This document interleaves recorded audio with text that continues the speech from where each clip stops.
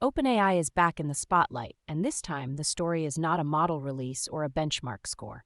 According to finance.yahoo.com, the company is planning its biggest ChatGPT overhaul yet, with a push to turn the product into something closer to a super app. The timing matters because this comes as OpenAI is also being linked to a potential trillion-dollar IPO, which means product strategy and market narrative are moving together. If this lands the way OpenAI wants, ChatGPT stops being just a destination for prompts and starts looking like the control center for work. According to finance.yahoo.com, the overhaul would bring coding tools and AI agents deeper into ChatGPT, making the app more useful for tasks that go beyond conversation. That is a meaningful shift because it changes the product from a chatbot into a place where users can actually complete workflows, not just start them. It also suggests OpenAI wants a tighter grip on the experience, with more of the action happening inside its own interface instead of through separate tools. For listeners, the reason this matters is simple. If ChatGPT becomes the front door for agents, coding, and services, then OpenAI is competing as a platform, not just a model maker. That changes how developers build, how users work, and how investors value the company.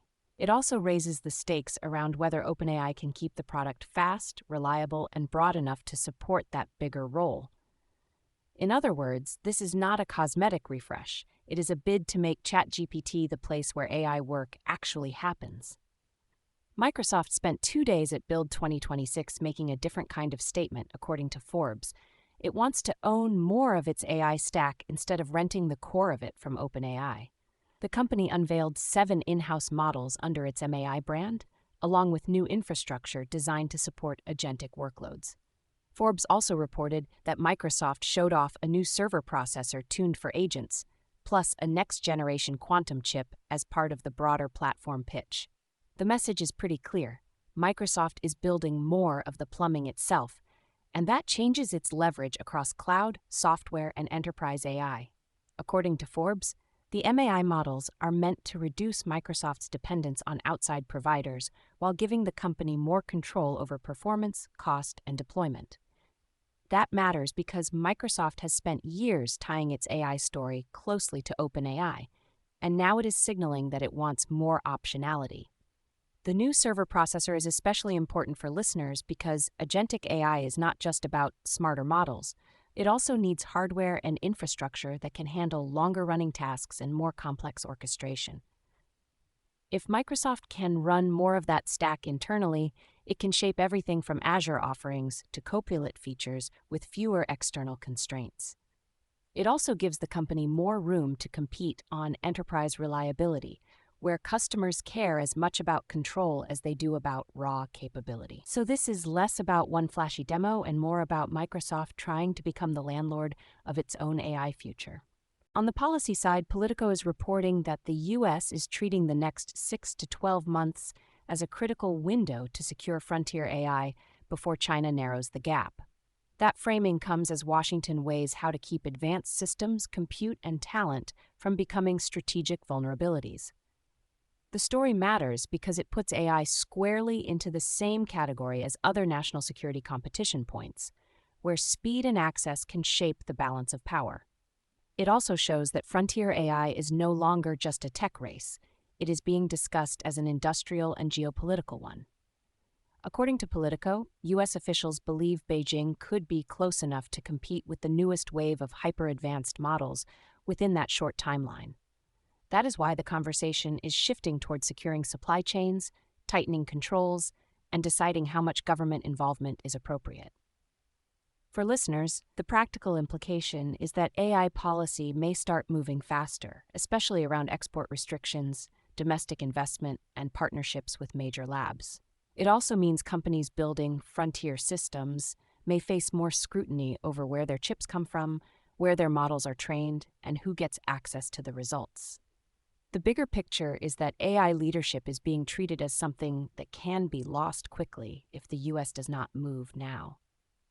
That makes the next few months especially important for anyone watching regulation, defense, or semiconductor policy. Apple is about to have its own AI moment, and according to latest LY, iOS 27 is expected to debut at WWDC 2026 with a major Siri overhaul. The report says Apple is preparing a Gemini-powered Siri chatbot, along with expanded Apple Intelligence features across the system. It also points to AI photo editing, a more customizable camera app, and performance and battery improvements. For Apple, this is a big test of whether it can make AI feel native instead of bolted on. According to latest LY, the new Siri experience would be one of the most visible changes in iOS 27, especially if Apple leans harder into conversational control. That matters because Siri has long been one of the most scrutinized parts of Apple's software stack, and a stronger AI layer could change how people interact with their phones day to day. If the company really does integrate Gemini-powered capabilities, it would also show how pragmatic Apple is willing to be about getting better AI features into users' hands. For listeners, the key thing to watch is whether Apple can pair those features with its usual emphasis on privacy, device performance, and tight ecosystem control. If it can, iOS 27 could become one of the clearest examples yet of AI moving from a separate app into the operating system itself. That would put Apple directly into the center of the consumer AI race.